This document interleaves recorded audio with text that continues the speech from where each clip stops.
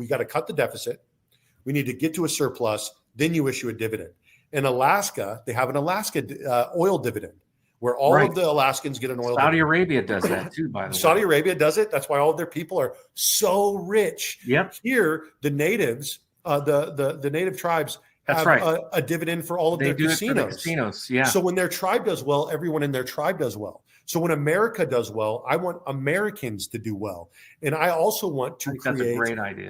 A incentivized voter who understands that if they vote for a politician who is a warmonger, who cuts into our budget by continuing to send money overseas to spend money on war, they need to get rid of that fool because it cuts into our deficit. So in the 1960s, there was a peace dividend that was being pushed as an incentive to stop the wars, start spending money on people. And in fact, UBI was almost passed under Nixon. It passed in the Senate. And the only reason why it didn't pass in the House is because they thought that their plan would get more of a universal basic income for people. So I don't like the structure of a universal basic income. It ties to nothing. I instead would prefer the American dividend, which is a monthly based income that would be paid out based on the previous quarter's gross domestic product. I think that's a great idea.